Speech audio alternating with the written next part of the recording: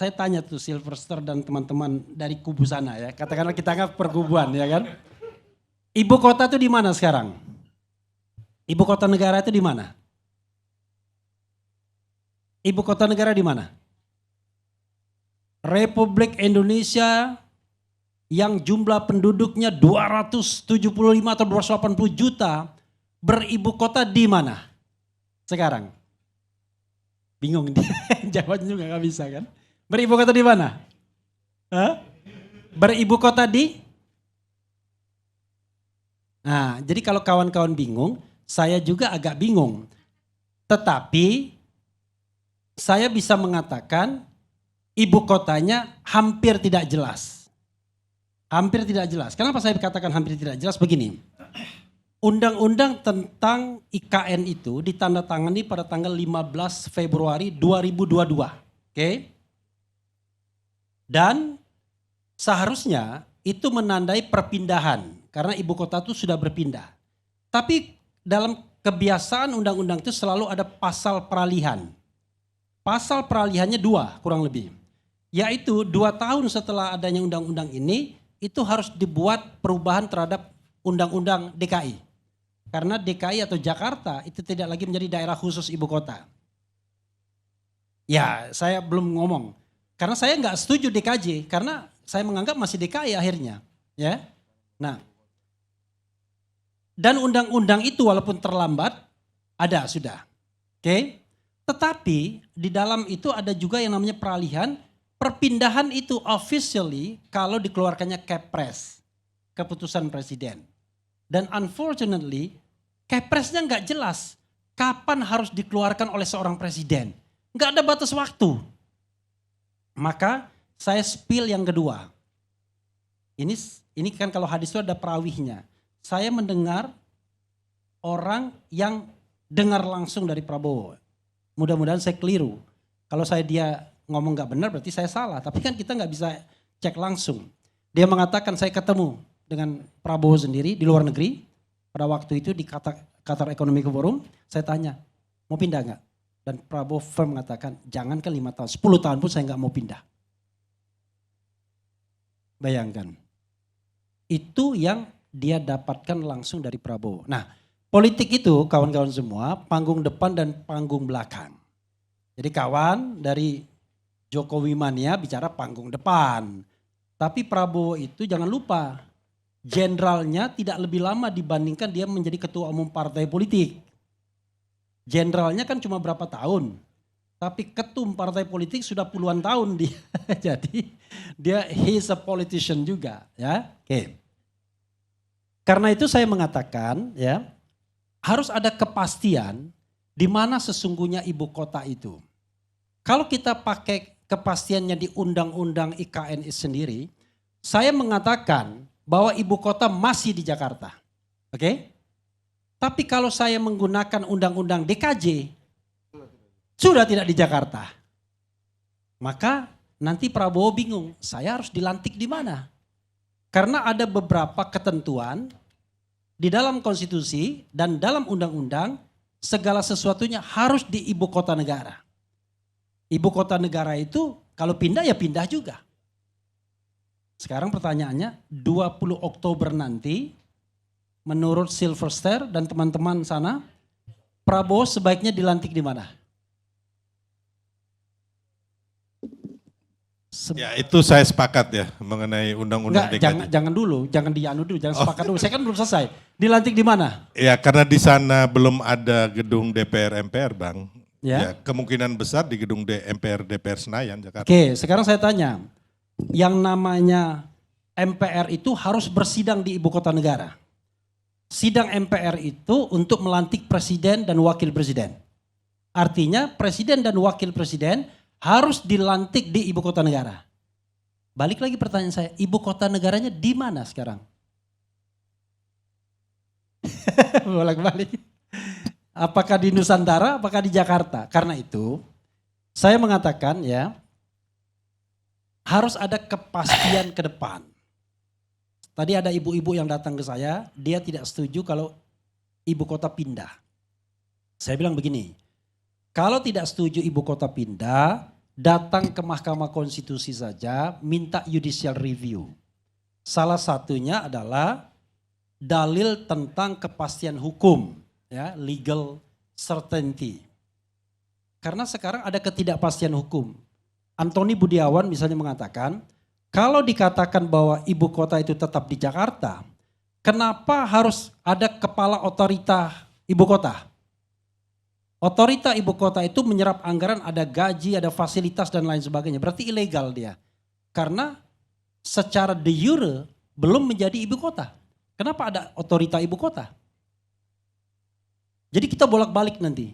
Karena itu pastikan. Nah, kalau kita pastikan, maka saya kok agak sedikit yakin, optimis. Tapi optimisnya berbeda dengan beliau. Kalau saya optimis, ibu kota ini nggak akan pindah. Saya mengatakan The King of Java Surrender, menyerah. Raja, jadi judulnya Raja Jawa menyerah.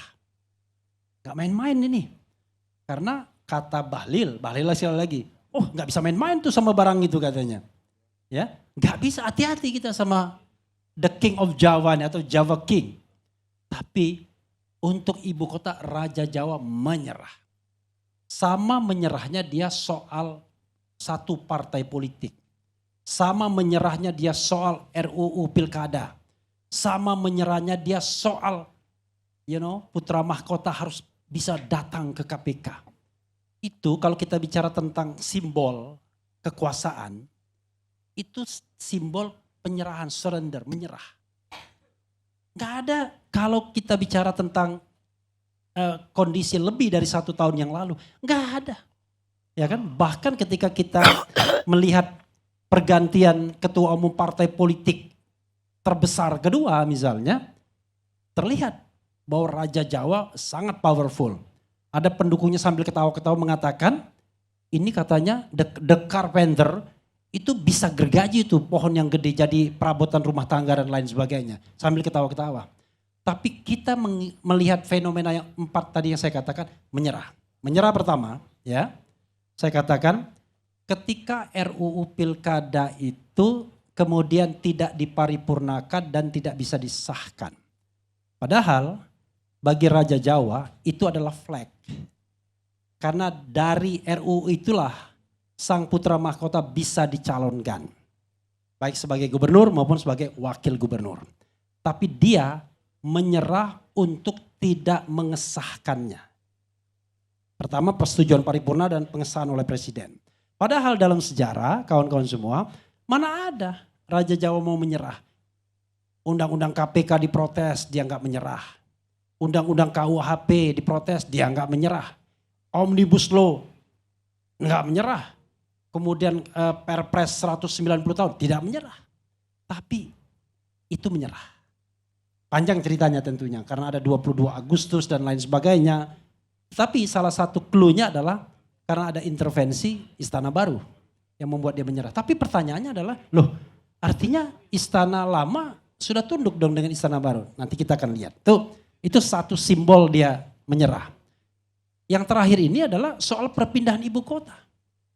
Kita tahu bahwa bagi Presiden Jokowi, ibu kota, perpindahan ibu kota itu adalah pertaruhan terakhir.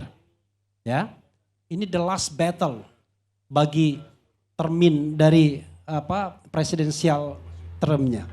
Tapi kok dia tidak mau keluarkan Kepres? Padahal undang-undang ya secara tidak demokratis itu menyerahkan kepada presiden at any time bisa mengeluarkan keputusan presiden.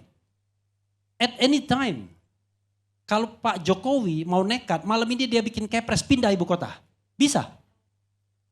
Tetapi dia menyerah. Gak bisa. Pertama barangkali secara objektif tidak bisa pindah. Ya kan?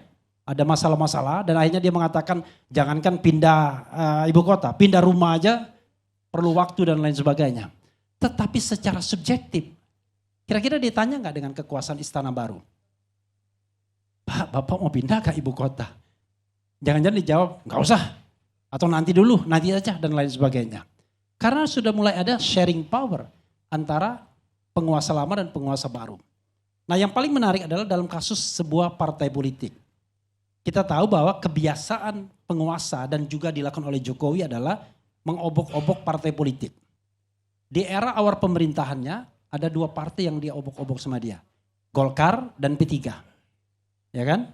Tiba-tiba kita tahu Golkar yang rebutan antara Agung Laksono dan kemudian Abu Rizal Bakri. Kita tahu penyelesaiannya siapa. Ya, The King of Java di belakang tapi eksekutornya kita tahu, ya kan? Yang nama depannya L.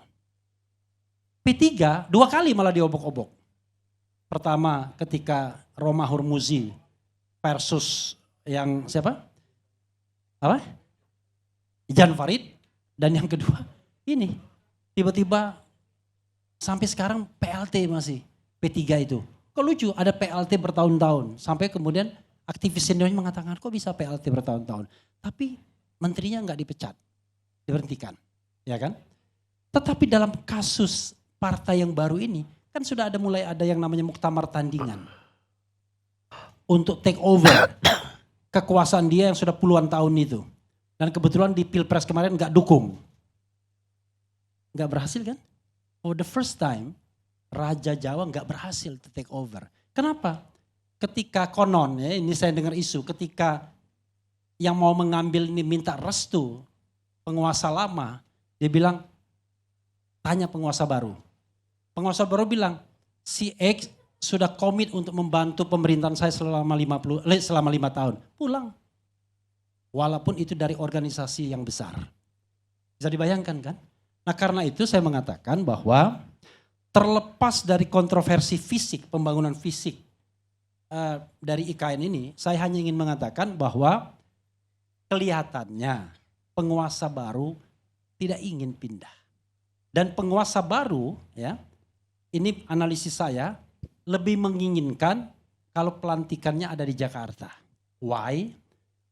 Ini kan sesuatu hal yang prestisius. Bayangkan 17 Oktober hari lahirnya, kemudian 3 hari kemudian dilantik menjadi Presiden Republik Indonesia. Tentu dia ingin dihadiri oleh perwakilan dari negara-negara asing. Kira-kira kalau kita di istana sana, cukup nggak infrastruktur pengamanan, infrastruktur kemudian macam-macamnya untuk kemudian ada pelantikan di sana. Padahal kalau pelantikan di sini, nanti Henry Satrio mengatakan nggak sah ini pelantikannya karena Jakarta bukan ibu kota lagi.